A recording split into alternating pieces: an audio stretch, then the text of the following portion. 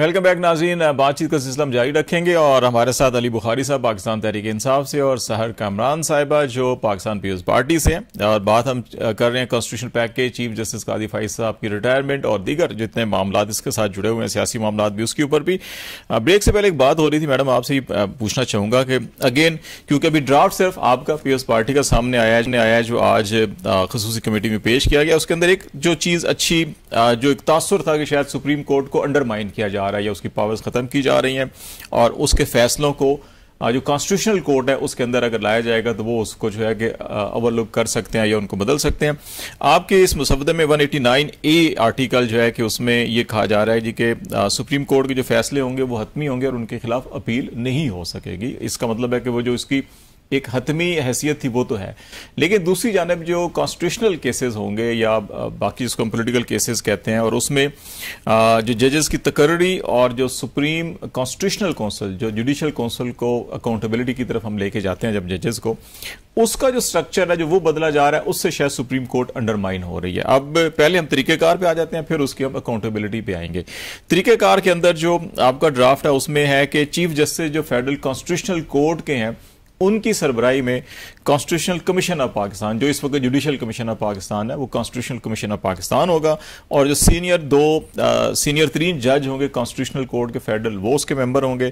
ایک ریٹائرڈ جج جو فیڈرل کانسٹیٹیوشنل کورٹ کے چیف جسٹس صاحب تقرر کریں گے وہ ہوں گے، اور ایک پاکستان بار کونسل کے نمائندے ہوں گے، وفاقی وزیر ہوں گے، قانون اٹارنی جنرل ہوں گے، اور 2 سینیٹر اور 2 MNA، اور یہ قائد ایوان سینٹ کے اور اپوزیشن لیڈر اور قومی اسمبلی کے قائد ایوان اور اپوزیشن لیڈر ایک نمائندہ مقرر کریں گے۔ اب اس میں سپریم کورٹ کہیں نظر نہیں آ رہی، وہ جو پاور تھی جہاں پہ سپریم کورٹ یا یہ کیا جاتا تھا تو وہ ساری کی ساری ادھر چلی گئی۔ سملرلی جو صوبائی ہوں گے، جہاں پہ صوبائی وزیر قانون ہے وفاقی، وہاں صوبائی ہو جائے گا، جہاں اٹارنی جنرل وہاں ایڈوکیٹ جنرل ہو جائیں گے، جہاں پاکستان بار ہے وہاں صوبائی بار کونسل ہو جائے گی، جہاں پہ چیف جسٹس مرکزی وفاقی ہیں وہاں پہ چیف جسٹس ان کے ساتھ جو ہے کہ وہ اس متعلقہ صوبے کے بھی آ جائیں گے۔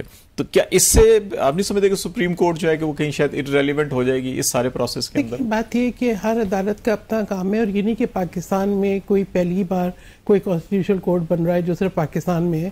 بہت سارے مطلب کہ جو ڈیموکریٹک کنٹریز ہیں، سویلائز سوسائٹیز ہیں، وہاں پہ کانسٹیٹیوشنل کورٹ ہوتا ہے۔ تو میں سمجھتی ہوں ہمارے یہاں ایکچولی ہر چیز شک و شبے اور وہم کے ساتھ سٹارٹ ہوتی ہے، اور ہم اس کو منسلک کر دیتے ہیں کسی ایک خاص وقت سے۔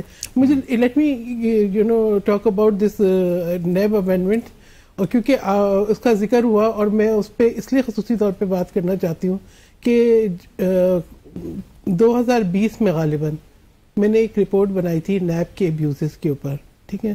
تو اس وقت تک 13 افراد نیب کی کسٹڈی میں اپنی زندگی کی بازی ہار گئے تھے۔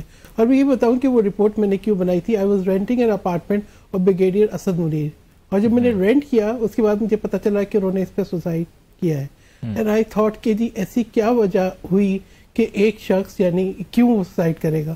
اور اتفاق کی بات ہے کہ میری اسٹڈی وہی روم میں نے بنایا جس میں مجھے پتا چلا ہی ہینگڈ ہمسیلف۔ اٹ کمپیلڈ می کہ میں اس پہ تھوڑی ریسرچ کروں، تو مجھے بہت افسوس ہوا۔ ڈاکٹر طاہر امین، ٹھیک ہے، ان کو ہارٹ اٹیک ہوا، ان کی ڈیتھ ہو گئی۔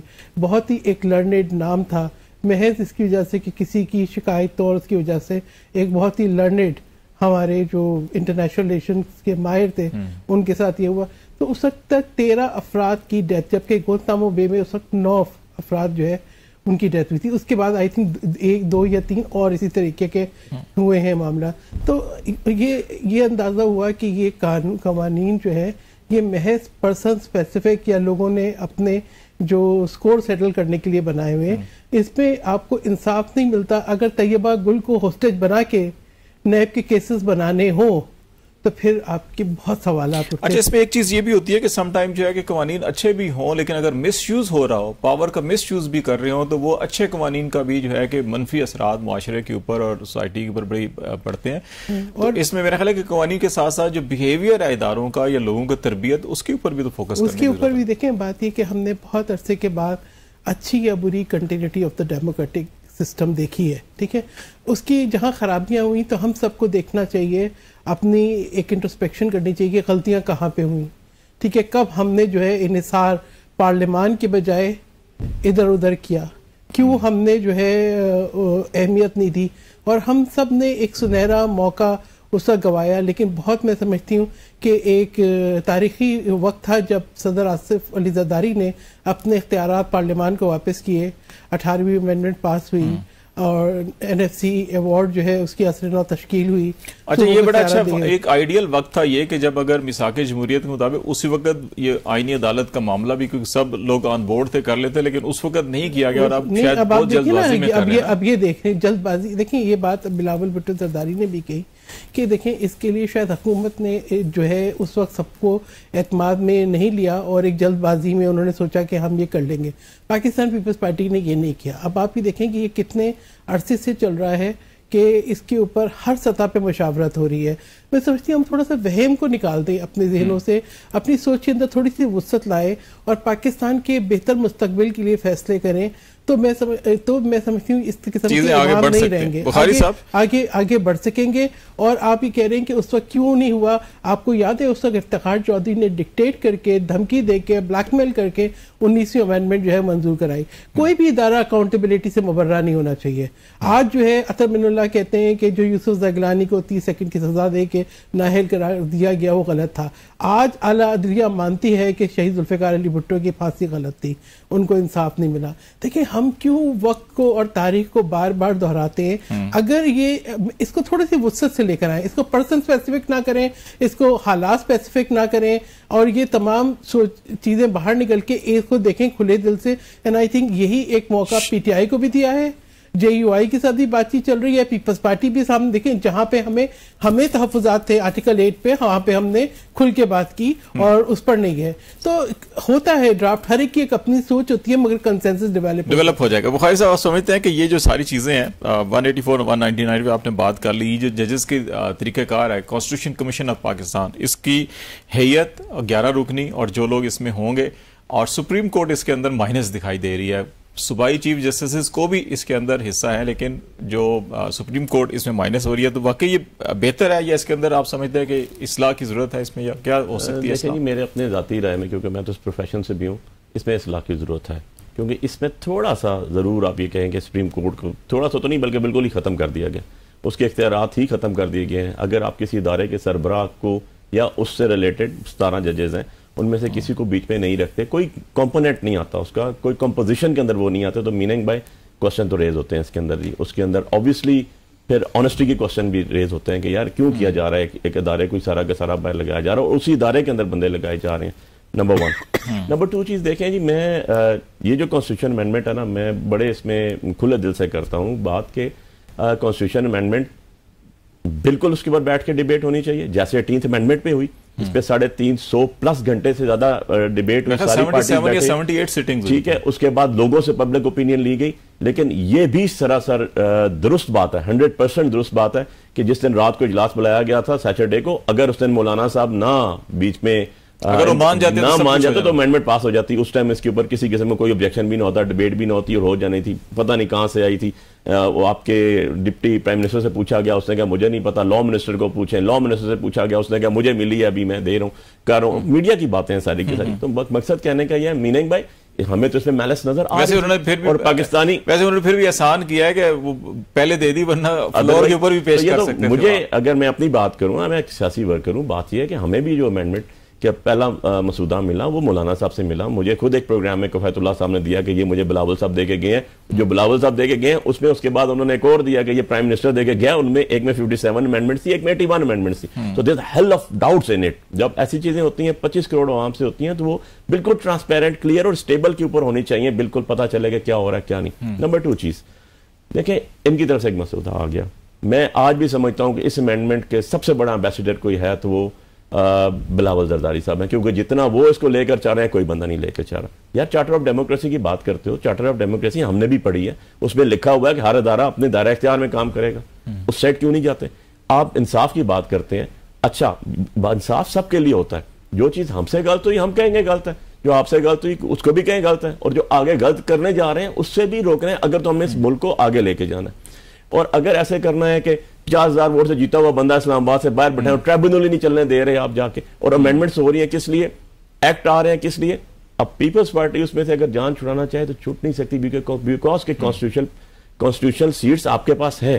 آپ کو نون والے جب بھی بیٹھتے ہیں، مسلم لیگ والے کہتے ہیں کہ ہماری کولیشن ہے، ہماری ایک جمہوری حکومت ہے، ہمارے ساتھ ہمارے سارے اتحادی ہیں اور ہم مل کے فیصلہ کرتے ہیں. تو ایکٹ تو آپ دے کر آتے ہیں، آرڈیننس تو آپ اچھا، اس کے ساتھ جو ہے سپریم جوڈیشل کونسل کو بھی سپریم کانسٹیٹیوشنل کونسل کر رہے ہیں کہ اس میں بھی چیف جسٹس کانسٹیٹیوشنل کورٹ جو ہیں وہ ہوں گے، سینئر ترین 2 ججز ہوں گے کانسٹیٹیوشنل کورٹ کے، اور پھر سینئر ترین 2 چیف جسٹسز ہوں گے جو ہائی کورٹس ہیں اس کے. تو اس میں بھی سپریم کورٹ جو ہے کہ وہ مائنس دکھائی دے رہی ہے. تو مطلب جو نیا سٹرکچر ہوگا ساری پاورز وہاں پہ چلی جائیں گی. دیکھیں نا، ایک بیسک کرائٹیریا خالد بھائی، میں کہتا ہوں جی 2700 کیسز ہیں آپ کے. آج بھی میں 2 پارٹی، ان کے پارٹی لیڈرشپ بھی تھی، ہماری بھی تھی، ایک جگہ ہم بیٹھے ہوئے تھے، وہاں گفتگو ہو رہی تھی.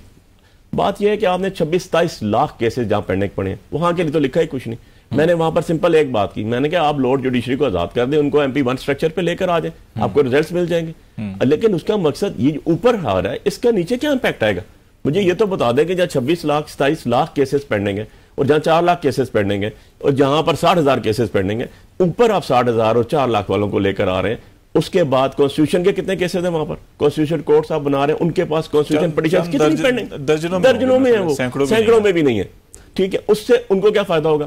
اس سے صاف ظاہر ہو رہا ہے کہ اس سے فائدہ ہو رہا ہے تو پولیٹیکل لوگوں کو ہو رہا ہے، اس سے فائدہ ہو رہا ہے تو پولیٹیکل لوگوں کے پیچھے جو لوگ کھڑے ہیں ان کو ہو رہا ہے. بڑی سیدھی سی بات ہے. میں ایک پولیٹیکل ورکر ہوں، ہم نے یار الیکشن کنٹیسٹ کیے ہوئے ہیں، ایسی بات نہیں ہے. ایشو یہ ہے کہ آپ پبلک کے پاس کیا لے کے جا رہے ہیں. یہ رکھ دیں مسودہ، آپ اس کو اوپنلی کریں، اس کو ٹرانسلیٹ کریں اور پبلک پہ لگا دیں اور اس سے اوپینین لے لیں. آپ کو اوپینین یہ جو JUI کی طرف سے تجویز آ رہی ہے، میڈم آپ سے یہ پوچھ تو بعد میں ہم نے بریک لیتے ہیں، بریک کے بعد بخاری صاحب اس کے اوپر کورٹ کریں گے. ان کا یہ خیال ہے کہ آپ سینئر موسٹ جو 5 ججز سپریم کورٹ کے اور ہائی کورٹس کے، انہی کو کانسٹیٹیوشنل کورٹ کا ہم ترمیم کر کے کر دیں. جو بھی معاملہ آئے گا ان 5 کے پاس آئے گا، جونیئر ججوں کے پاس نہیں جائے گا. اور یہ اس کو اب اس میں دن مقرر کر دیں کہ اچھا جی ایک کیس آتا ہے جیسے پریکٹس اینڈ پروسیجر ایکٹ کے اندر کیا گیا جی کہ کیس آئے گا تو آپ اتنے دنوں میں اس کی سماعت کریں گے. اگر اس میں ارلی ہیئرنگ کی درخواست آتی ہے تو 15 دنوں میں آپ نے فکس کرنا ہے اور اس کو آپ نے نپٹا دینا ہے. تو اس میں بھی وہ ٹائم فریم دے دیں اور 5 سینئر موسٹ ججز کو کر دیں، مسئلہ ختم ہے. نیا سٹرکچر ہوگا، نئی عدالتیں ہوں گی، نیا سٹاف ہوگا تو ایک بجٹ بوجھ بھی پڑ سکتا ہے. میں سمجھتی ہوں کہ ہمیں خائف ہونے کی ضرورت نہیں ہے. آپ سپریم کورٹ کے پاس جو مجھ سے متعلقہ کیس ہوں گے، ضروری تو نہیں ہے کہ کیسز صرف جو ہیں وہ کانسٹیٹیوشنلی سپریم کورٹ نے سننے ہیں. وہ باقی اپنا کام کرے، اس کے ججز کی تعداد بڑھائی جائے، وہ وہاں پر اپنے کیسز کے اوپر فوکس کریں، لوگوں کو بر وقت انصاف دیں. ان کا انٹرسٹ کانسٹیٹیوشنل کیسز میں ہی کیوں ہے؟ بات یہ ہے، میں سمجھتی ہوں وہم کا تو خیر کوئی علاج نہیں ہے، لیکن آپ اس کو جو ہے میں یہ کہنا ہے کہ جی جو جج سپریم کورٹ کا آپ کو پسند ہے وہ اچھا ہے، آپ کی پسند کا نہیں ہوگا تو پھر آپ کہیں گے آج سپریم کورٹ کو. مجھے یہ ویسے ایک معصومانہ سوال یہ بھی ہے کہ کون سا ادارہ ایسا ہے جس کے اوپر تحریک انصاف کو اعتراض نہیں ہوا؟ کوئی ایک ادارہ ایسا بتا دیں. ٹھیک ہے، بات یہ ہے کہ ہر ادارے میں شخصیات آج کوئی ہے، کل کوئی اور ہوگا. جو ہم کوئی مینوفیکچر کر کے ججز نہیں لائیں گے، وہی قانون دان ہوں گے. اب سپریم کورٹ میں آپ کے پاس جو ہے ایکسپرٹس ہوتے ہیں، کوئی دیوانی مقدمات کا ایکسپرٹ ہوتا ہے، کوئی فوجداری مقدمات کا ایکسپرٹ ہوتا ہے. آپ کو آئینی عدالت میں آئین کے ایکسپرٹس مل جائیں گے. ابھی دیکھیں کتنا بڑا ابہام ہوا ہے. آرٹیکل 63A کی غلط تشریح سے ایک اتنا بڑا پولیٹیکل کرائسس نے جنم دیا ہے جو آج تک ہم اس سے باہر نہیں نکلے. اگر وہ اس وقت نہ ہوتا، اپنی پنجاب حکومت اپنا وقت پورا کرتی ٹائم پہ، یہ جو بعد میں جو کمپلیکیشنز ہوئی نا کچھ بھی نہ ہوتی. لیکن یہ ساری چیزیں اسی وجہ سے ہوئیں. اس کے بعد پھر دیکھیں، اس کے بعد اب ایک نیا جو ہے ایک آئینی بحران. ہم دیکھتے ہیں کہ مجھے کیا سوٹ کر رہا ہے، آپ کو کیا سوٹ کر رہا ہے. I think let's see country کو کیا سوٹ کر رہا ہے. اور یہ کہاں پہ ہوگا کہ جی کوئی شخص اکاؤنٹیبلٹی سے یا حدود و قیود سے مبرہ ہے، وہ کہیں بھی جائے کوئی بھی فیصلہ کرے آج کے دور میں آپ کو سوٹ کرتا ہے، آپ کہیں بہت اچھا ہے. نہیں، it's not for one time, it's for all the time, it's for the interest of the country. چلیں ناظرین بریک لیتے ہیں، بریک کے بعد واپس آتے ہیں. تو پھر 2/3 میجورٹی کانسٹیٹیوشن امینڈ کے لیے وہ ضروری ہوتی ہے اور ناگزیر ہے، اس کے بغیر آئین میں ترمیم نہیں ہو سکتی. وزیر قانون صاحب کہتے ہیں کہ ان کے پاس میجورٹی ہے. PTI کہتی ہے کہ ہمارے ارکان کو 20 کروڑ اور اس سے زیادہ تک، اور بعض لوگوں کا خیال ہے کہ 1 ارب روپے تک پیشکش کی گئی ہے. اس پہ بھی بات کریں گے بریک کے بعد. ہمارے ساتھ